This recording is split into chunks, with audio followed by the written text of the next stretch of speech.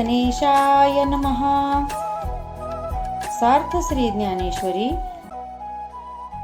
माऊलींच्या चरणी माझे साष्टांग दंडवत.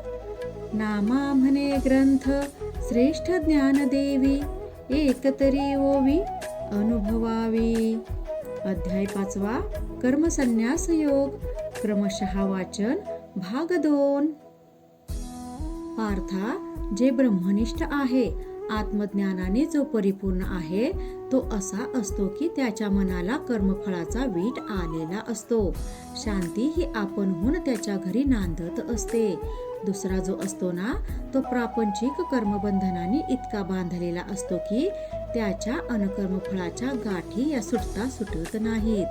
फळाच्या अपेक्षेने कर्म करणाऱ्यांच्या मध्ये जो सर्व कर्मे करतो, पण त्या कर्माचा कर्ता मी आहे असे ज्याचे मन कधीच मानत नाही, त्या निरपेक्ष कर्मकर्त्याबद्दल काय म्हणून बोलावे किंवा काय सांगावे. तो पुरुष जिकडे पाहिल तिकडे त्याला सर्व जग हे सुखमय दिसते. त्याच्या केवळ पाहण्याने सर्व सुखकारक अनुभवास येते. त्याच्या शब्दातून ब्रह्मज्ञान व्यक्त होते. तो म्हणेल तिथे ते परमतत्व प्रकट होते.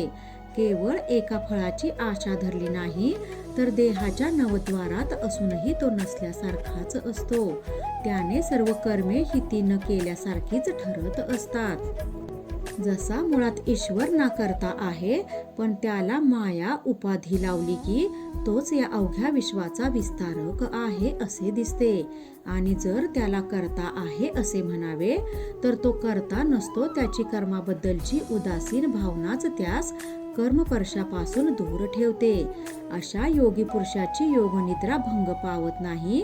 त्याची अकर्तेपणाची घडी मोडत नाही, पण तो पंचमहाभूतांचे अनेक समुदाय उत्तम प्रकारे उभे करतो. तो ईश्वर खरं म्हणजे सर्व प्राणीमात्रांच्या ठायी भरलेला आहे, पण त्याला कोणाचीच केव्हाही आसक्ती नसते. त्याने हे जग उत्पन्न केले म्हणून त्याला हर्षही नसतो, किंवा उद्या सकल विश्व लयास गेले तरी त्याला त्याचा खेदही नसतो. त्याच्या जवळ असलेल्या पापपुण्यास तो पाहत नाही. फार काय, पण तो साधा त्याला साक्षीभूत पण नसतो. मग दुसऱ्या इतर गोष्टीबद्दल ते काय विचारावे.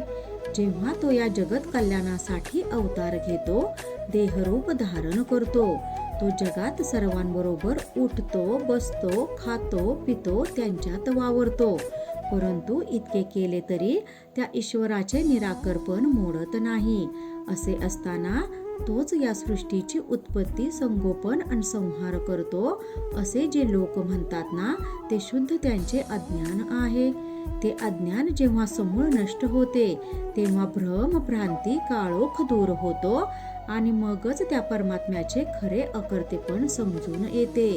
तो ईश्वर अकर्ता आहे की करता हे नीट कळले की तो अकर्ता आहे हा निश्चय झाला की मग जर तो ईश्वर म्हणजेच मी आहे, तर त्याचप्रमाणे मी पण सर्व कर्माचा अकर्ताच नाही का हे गोड ज्ञान कळून येते. ज्याच्या मनात विवेकाचा उजेड पडला आहे त्याला मग या जगात भेद म्हणून दिसत नाही. तो त्याच्या अनुभवावरून जग हे मुक्त आहे हे जाणत असतो.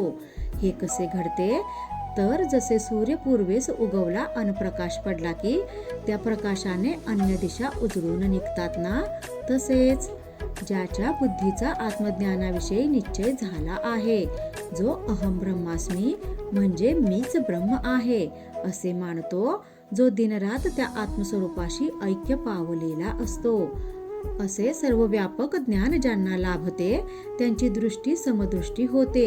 हे काय शब्दांनी सांगायला हवे का. असा पुरुष हा स्वतःला आणि त्यांच्याप्रमाणेच सकल विश्वालाही ईश्वर स्वरूपच मानत असतो. यात आश्चर्य ते काय. ज्याप्रमाणे भाग्य हे चुकून सुद्धा दारिद्र्याचा अनुभव घेत नाही, किंवा ज्याच्या विचाराला भ्रमाची ओळख सुद्धा नसते. सूर्य जसा स्वप्नातही अंधकाराचे रूप पाहत नाही, किंवा अमृताच्या कानावर कधीच मृत्यूची वार्ता येत नाही. चंद्र जसा उष्णता काय आहे हे जाणत नाही, त्याप्रमाणे जो पूर्ण आत्मज्ञानी आहे असा योगी पुरुष हा कोणत्याही प्राणीमात्रात भेद करत नाही.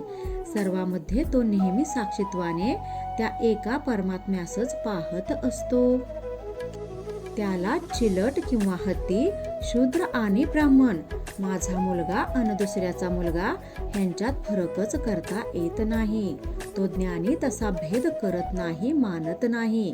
अद्वैत ज्ञानबोधाने जो खऱ्या अर्थाने जागा झाला आहे तो गाय आणि कुत्रा, उच्च आणि नीच अशा प्रकारचा भेद करत नाही. हा द्वैतभाव त्यांच्या मनात सुद्धा जागत नाही. जिथे मीपणा आहे, अहम आहे, तिथेच हा सारा भेदभाव असतो. जर अहमच नाहीसा झाला तर असा ज्ञानयोगी हा स्वतः आणि इतरांमध्ये भेद तरी कसा करणार? जो पूर्णतः ब्रह्मनिष्ठ आहे त्याची मुख्य खूण म्हणजे हीच की त्याची दृष्टी भेदभावरहित पूर्णपणे सम झालेली असते.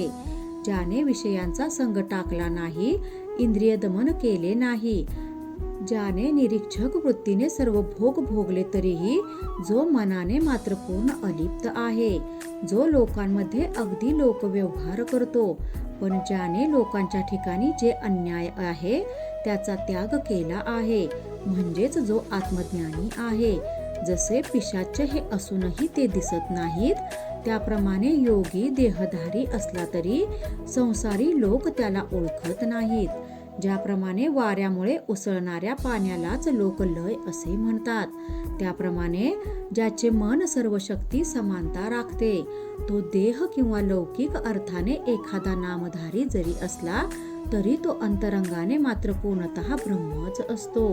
भगवान श्रीकृष्ण अर्जुनाला म्हणतात की, हे अर्जुना, ज्या पुरुषाची दृष्टी ही मी सांगितली तशी समदृष्टी झाली आहे, त्या समदृष्टीच्या ज्ञानी पुरुषाची काही लक्षणे मी तुला सांगतो, ती तू नीट ऐकून घे. ज्याप्रमाणे मृगजळाच्या पाण्याने डोंगर वाहून जात नाहीत, त्याचप्रमाणे ज्ञानी पुरुषाची स्थिती असते. तो चांगल्या वाईटाच्या प्राप्तीनंतर सुद्धा कधीही चंचल होत नाही. भगवान कृष्ण अर्जुनाला म्हणतात की, हे सख्या, असा जो विकाररहित ब्रह्मरूप स्थित आणि शांतीपूर्ण असलेला ज्ञानी पुरुष हाच श्रेष्ठ समजावा, जो आपल्या आत्मस्थितीपासून जराही हालत नाही, जो इंद्रियाधीन होत नाही, ज्याचे मन विकार पावत नाही, त्यालाच जर ज्ञानी न म्हणावे तर कोणाला? असा ज्ञानी हा आपल्याच आत्मसुखाने इतका संतुष्ट झालेला असतो की त्याला इंद्रियाकडे मन वळवावे आणि बाहेर कशात तरी सुख समाधान शोधावे असे वाटत नाही.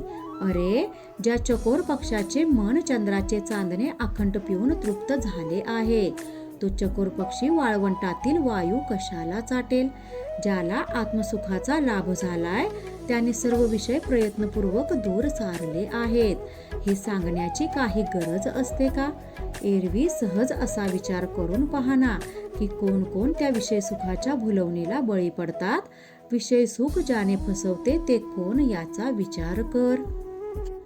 ज्याप्रमाणे अति भूक लागलेला माणूस हा वेळ प्रसंगी कोंडा सुद्धा खातो, त्याप्रमाणेच जो आत्मनंदाने पूर्ण सुखावलेला नाही तोच जीव बाह्य विषय भोगात सुख शोधू लागतो.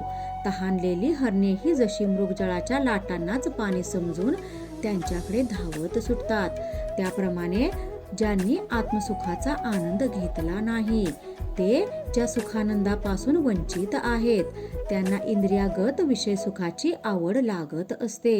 वास्तविक विषयामध्ये सुखप्राप्ती आहे हे म्हणणे चुकीचे आहे, पण जर समजा की खरे असे मानले तर मग आकाशात जी वीज चमकते तिच्या चमकण्याने जगात उजेड का पडत नाही, प्रकाशमान का होत नाही?